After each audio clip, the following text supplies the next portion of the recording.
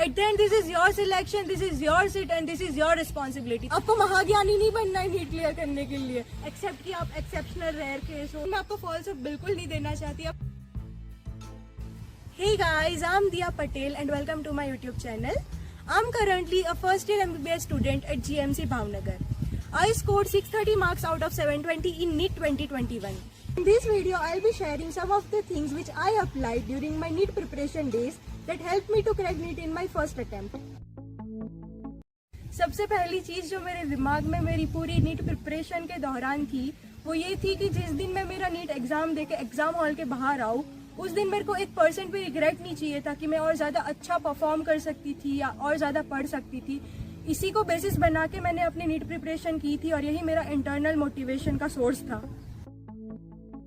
I focused on concepts rather than रट्टाफिकेशन। अगर रटोगे तो हो सकता है अभी छोटे मोटे टेस्ट में मार्क्स आ जाए, लेकिन नीट में जब नए पैटर्न के क्वेश्चंस आएंगे तो तुम उसे कंसेप्ट्स के बिना डील नहीं कर पाओ। हो सकता है रटने से तुम्हारे नीट में भी ठीक ठाक मार्क्स आ जाए, लेकिन तुम्हें अगर सिलेक्शन और गवर्नमेंट कॉलेज चाहिए तो उसके लिए तुम्हें थोड़े बहुत अच्छे मार्क्स भी चाहिए ही होंगे, तो अल्टीमेटली तुम्हें कंसेप्ट्स क्लियर करने ही पड़ेंगे।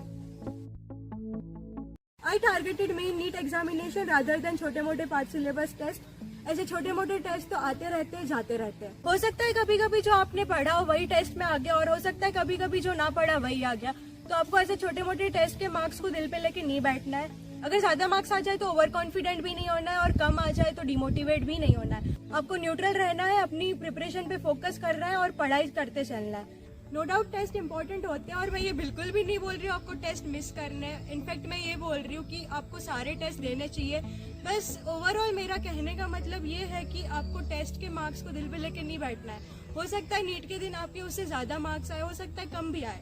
अभी के मार्क्स से आपके नीट के मार्क्स बिल्कुल डिसाइड नहीं हो सकते, लेकिन मैं आपको फॉल्स बिल्कुल नहीं देना चाहती। ऐसा भी नहीं होगा कि आपके 200-300 आ रहे हैं तो एग्जाम में सीधे 600-700 आ जाएंगे, इतना भी गैप नहीं आता। इम्प्रूव करो खुद को, बस डिमोटिवेट मत हो।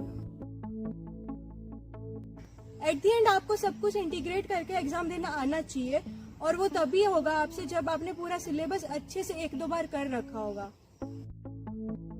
Multiple revisions are necessary. आपने पूरा सिलेबस अच्छे से करा होगा, उससे कुछ नहीं होगा जब तक रिवीजन नहीं करोगे आप। और मोस्ट इम्पोर्टेंट ये है कि आप एट द एंड लास्ट में एग्जाम के कुछ दिन पहले सब कुछ रिवाइज कर पा रहे हो या नहीं। अब पूरा पढ़ लोगे, अब रिवाइज ही नहीं करोगे तो क्या फायदा रहेगा उस चीज का। आपको सारे सब्जेक्ट्स के मल्टीपल रिविजन्स करने पड़ेंगे और स्पेशली बायो में एनसीईआरटी आपने डबल डिजिट्स में रीड करी हुई होनी चाहिए, एक्सेप्ट कि आप एक्सेप्शनल रेयर केस हो जिनसे 1-2 बार में हो जाता है। I followed concise and limited material rather than कि इधर उधर की चीजें पढ़ना। आपको नीट क्लियर करना है, MBBS नहीं करना है अभी। और नीट क्लियर करने के लिए कोई रॉकेट साइंस नहीं चाहिए होता है। आपको महाज्ञानी नहीं बनना है, आपको नॉलेज होना चाहिए लेकिन एक हद तक होना चाहिए। अभी तो आप MBBS की चीज है और इधर उधर की चीज एक्स्ट्रा पढ़ने बैठ जाओगे तो नीट तो क्लियर होने से रहा। सब लोग बोलते हैं कि NCERT से ही सब कुछ आता है, तो आपको भी पता है और मुझे भी पता है कि वो पूरा सच नहीं है, ना तो वो झूठ है।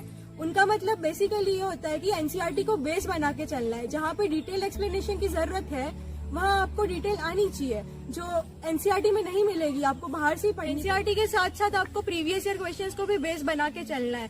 कभी कभी सेम क्वेश्चंस डिट्टो भी आ जाते हैं और कभी कभी उसी को मॉडिफाई करके आ जाता है, और जो प्रीवियस ईयर में टॉपिक्स आ रखे होते हैं वो भी इम्पोर्टेंट होते हैं, तो आपको थोड़े बहुत डिटेल में आने चाहिए। Take your own responsibility. अगर आपको कोई चीज समझ आ रही है नहीं आ रही है वो आपकी रिस्पॉन्सिबिलिटी है। इस चीज के लिए आप किसी टीचर या किसी इंसान पे ब्लेम नहीं डाल सकते। एक लिमिट तक आपके दोस्त, आपके टीचर्स और सब आपको हेल्प कर सकते हैं, लेकिन उसके आगे आपकी जिम्मेदारी, आपका सिलेक्शन है, आपकी सीट है। अगर चाहते हो तो करो, वरना इसके लिए और कोई रिस्पॉन्सिबल नहीं कहलाएगा। अगर मिलेगा आपको मिलेगा, and it's a bitter truth. Sooner और लेटर आपको एक्सेप्ट करना ही पड़ेगा, तो क्यों ना अभी कर लो।